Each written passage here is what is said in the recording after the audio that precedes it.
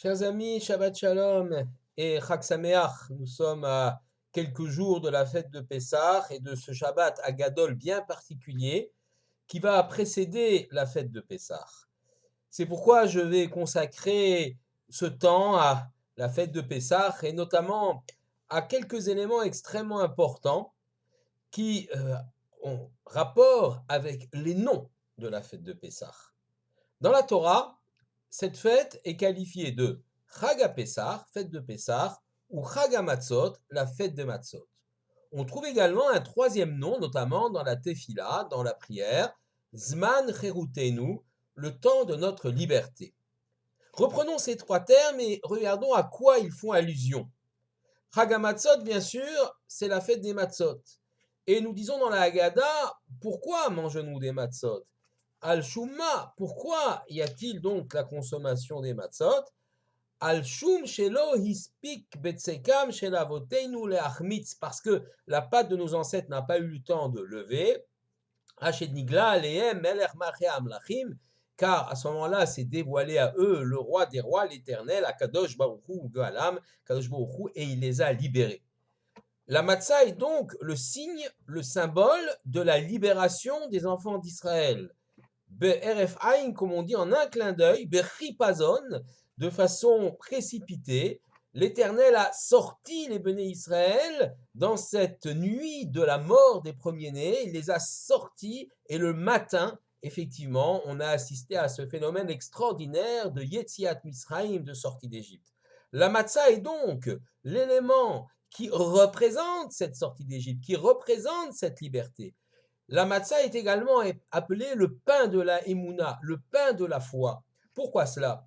Car les enfants d'Israël, effectivement, ont placé toute leur confiance, toute leur foi en l'Éternel au moment où ils sont sortis d'Égypte. Ils ont suivi le plan divin, le projet divin, sans poser de questions. Ça a été un moment extraordinaire de lien entre Dieu et le peuple juif, de telle façon qu'on parle à ce moment-là de fiançailles, de véritables fiançailles. Et effectivement, cette matzah représente donc le lien particulier que chaque juif va avoir avec l'Éternel, un lien de Emouna. On peut dire que le mot Chag HaMatzot, la fête des matzot, que la matzah elle-même est ce lien qui relie l'homme à Dieu et cette Emouna, cette foi que l'homme a en l'Éternel, que le juif a en l'Éternel qui va le sortir d'Égypte et l'amener à bon port, c'est-à-dire en Israël.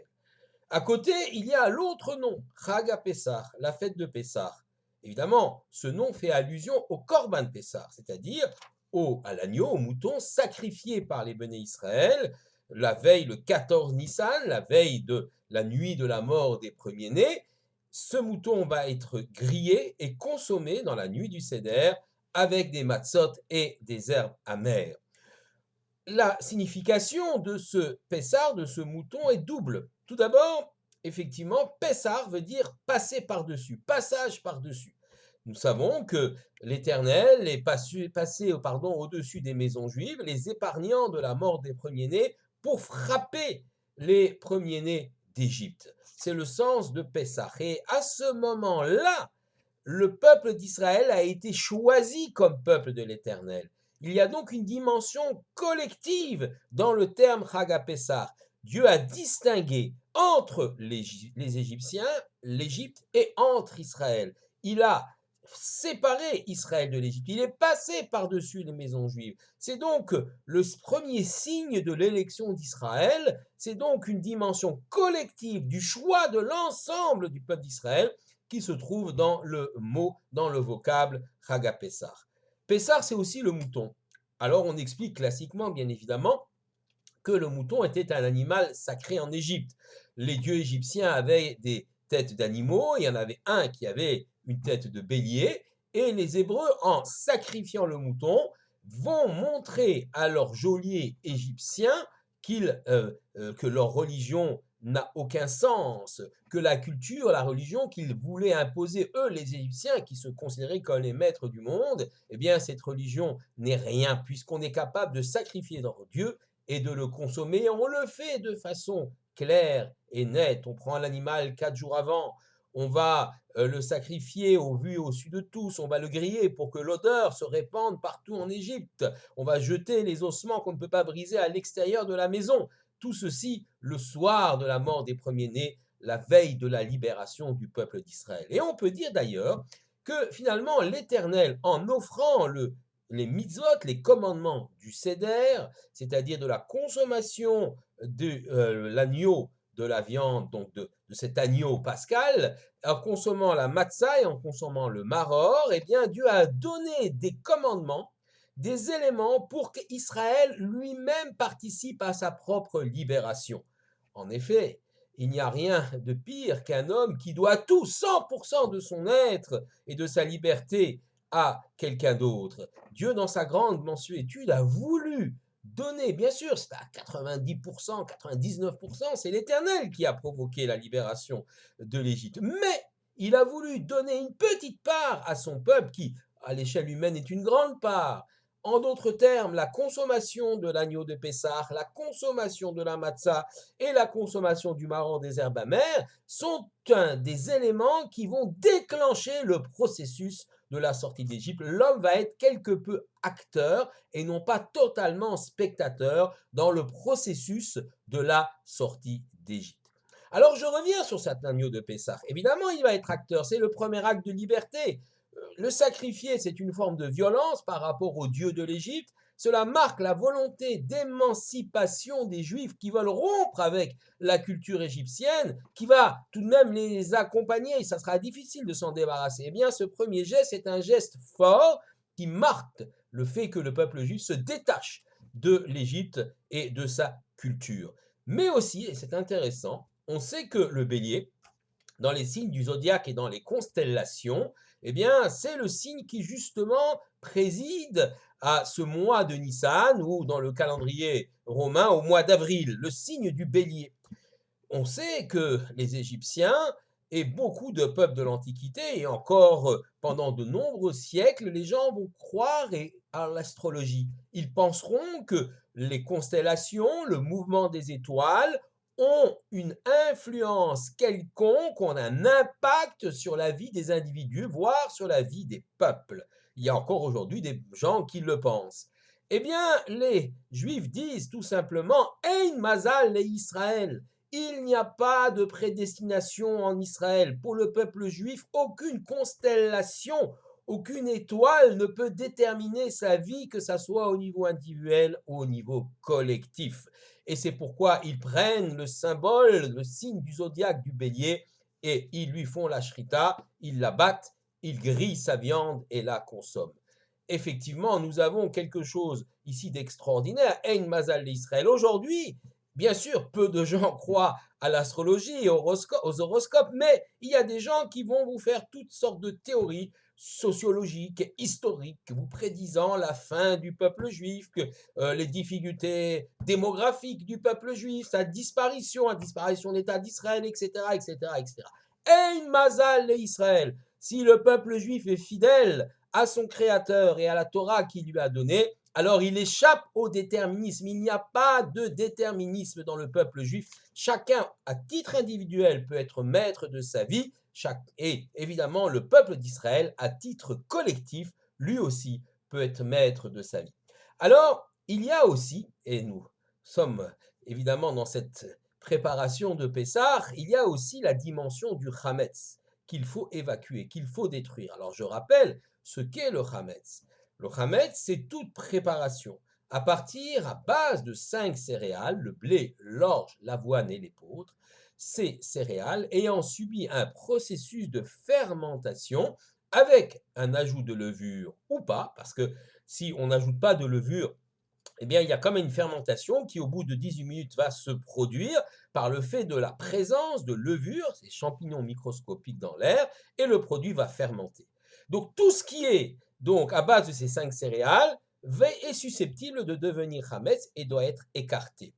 Cela veut dire que d'autres céréales ne sont pas hametz. Le riz ou le maïs, par exemple, ne sont pas hametz. Il n'y a pas un interdit de la Torah sur ces produit-là. C'est pourquoi les Séfaradim, par exemple, vont en manger. Les Ashkénazes s'en abstiennent parce qu'ils considèrent que c'est kitniot, ce sont des choses qui ressemblent aux céréales interdites, et donc ils s'en abstiendront, mais il n'y a pas un interdit absolu sur ces kitniot. Par exemple, un Ashkénaze pourra très bien garder, il ne les consommera pas pendant Pessah, mais il pourra très bien les garder, ses kitniot, son riz, ses lentilles, durant donc toute la fête de Pessah. Mais je reviens à ce Hametz. C'est précisément, et c'est ça qui est extraordinaire, ces 5 céréales-là qui deviennent Hametz à la suite d'un processus de fermentation, c'est ces 5 mêmes céréales qui sont susceptibles de devenir, celles qu'on va utiliser pour la fabrication de la matzah qui sera utilisée le soir du Seder. Bien évidemment, dans la fabrication de cette matzah, on prendra comme base les 5 céréales, l'une des 5 céréales, le blé, l'orge, l'avoine, l'épeautre et le seigle, une de ces 5 céréales, sa farine qui sera mélangée à l'eau. Mais là, on va faire extrêmement attention, bien sûr, que les choses se fassent rapidement pour qu'il n'y ait aucun processus de fermentation. C'est extraordinaire. Les mêmes 5 céréales susceptibles de devenir chametz sont les 5 céréales qui vont être utilisées pour fabriquer la matzah du Seder. Si je fais une matzah avec du riz, par exemple, alors elle ne sera pas chametz. Ou une galette de riz, elle ne sera pas chametz, elle ne deviendra jamais chametz. Mais elle ne pourra pas être utilisée comme matzah parmi les 3 matzot du plateau du Seder. On ne pourra pas être yotze, comme on dit, c'est-à-dire quitte de la mitzvah de manger la matzah le soir du Seder avec une galette de riz. Donc il y a ici comme un miroir le chametz et la matzah. D'ailleurs c'est intéressant, les mots chametz et le mot matzah sont extrêmement proches. On a 2 lettres qui sont identiques, le même est le tzadik. Quant au chet de chametz ou le he de matzah à la fin, ce sont 2 lettres différentes mais qui se ressemblent beaucoup.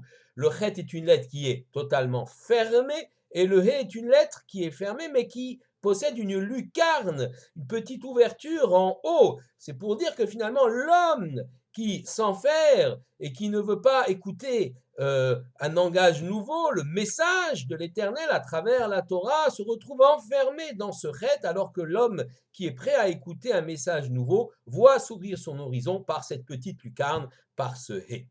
Mais pour poursuivre, aller encore plus loin sur cette différence entre chametz et matzah. On sait, les Chachamim l'ont expliqué, que le chametz et le symbole représentent la ga'ava, c'est-à-dire l'orgueil de l'homme. L'homme qui est hermétique a un langage différent, qui est hermétique a un message différent, ne veut pas comprendre qu'au-dessus de lui, il y a un patron, il y a un créateur, et que finalement, la réussite de ses mains ou de son esprit, eh bien, il la doit en grande partie à ce créateur. Cet homme orgueilleux ne veut pas qu'il y ait un créateur autour de lui, au-dessus de lui, et il ne veut pas non plus écouter autrui, car il pense se suffire à lui-même. C'est le symbole du chametz. La chametz et la matzah, ce sont 2 produits qui, à la base, ont les mêmes ingrédients, on l'a dit, les 5 céréales et de l'eau, mais dans l'un, il y a un processus de fermentation, donc le pain se gonfle d'air, dans l'autre, la matzah reste plate, elle reste identique à ce qu'elle était avant même sa cuisson. Et donc, l'homme orgueilleux est l'homme qui se gonfle de fausses certitudes, comme cet air qui se gonfle d'éléments futiles pour se considérer comme extrêmement important. À Pessah, nous sommes choisis par l'Éternel. L'Éternel nous sort d'Égypte. C'est le début de l'histoire du peuple juif. Et l'homme doit prendre conscience que dans la vie, seul il ne peut pas réussir.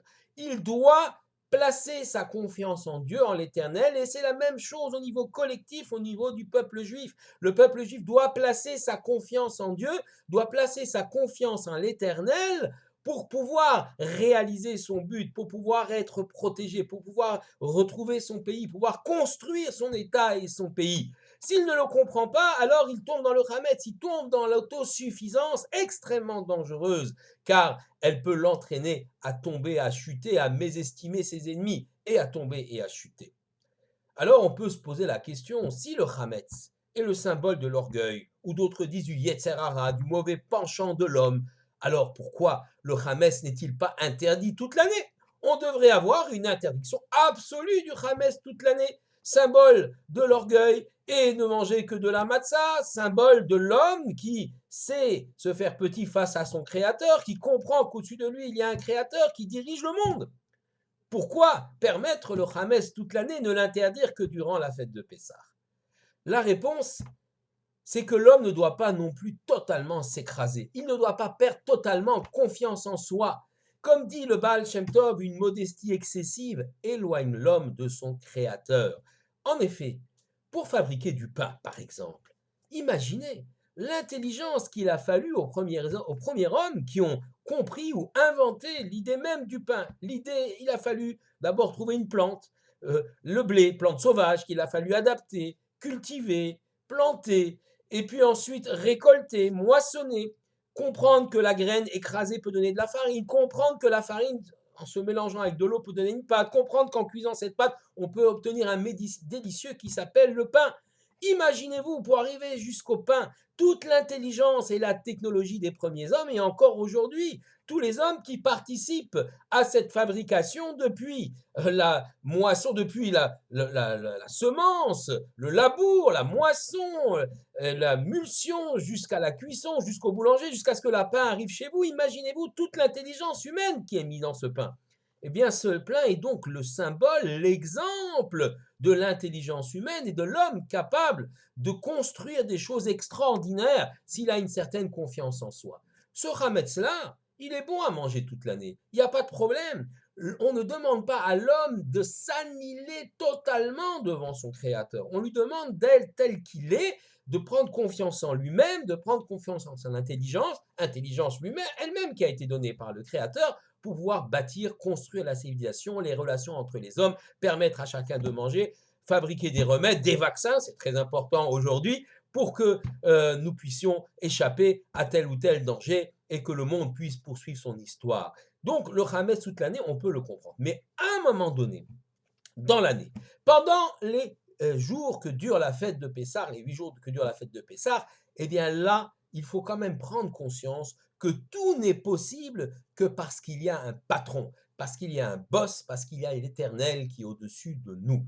Et à ce moment-là, il faut que l'homme soit capable d'évacuer tout orgueil, toute autosatisfaction, car au moment de l'anniversaire de la naissance du peuple juif que constitue Pessah, de sa sortie vers la liberté, l'homme doit alors évacuer tout préjugé, tout orgueil, pour se soumettre entièrement à l'Éternel qui lui a permis d'exister en tant qu'homme, en tant que juif, en tant que peuple. Et c'est pourquoi le Hametz sera totalement prohibé à Pessah, parce que c'est ce travail-là que nous devons faire. Le travail de la modestie face à la toute-puissance du Créateur, le travail de la Emouna, de la foi dans ce Créateur, d'un Kadosh Baruch Hu qui va nous amener à bon port. Tout ce travail est le travail de Pessah. Et lorsque nous aurons passé Pessah, le Hametz sera à nouveau permis, car nous aurons ancré en nous-mêmes l'existence même de Dieu et le fait que Dieu est tout-puissant et peut diriger les vies des uns et des autres, peut apporter un certain nombre de choses. Et à ce moment-là, nous pourrons, nous, prendre une certaine forme de réflexion, nous pourrons prendre une certaine, j'allais dire presque une semi-indépendance vis-à-vis de l'Éternel, c'est-à-dire de notre propre initiative, réaliser et construire des projets en sachant toujours que leur réussite dépend même de l'Éternel.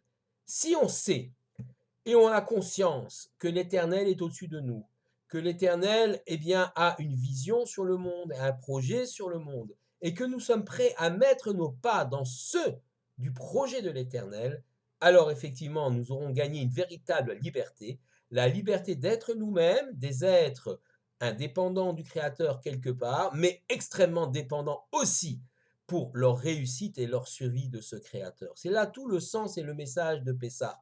Le Hametz est interdit, pas d'orgueil pendant Pessah. Nous devons prendre conscience de la réalité de la situation et de la réalité du monde et que derrière le décor, il y a un créateur. Et lorsque nous serons sortis d'Égypte, alors, dans le projet, au moment du Matan Torah, du don de la loi que le créateur nous donne, nous deviendrons véritablement des associés de Dieu dans la construction de ce monde. Shabbat Shalom et Chag Sameach à tous.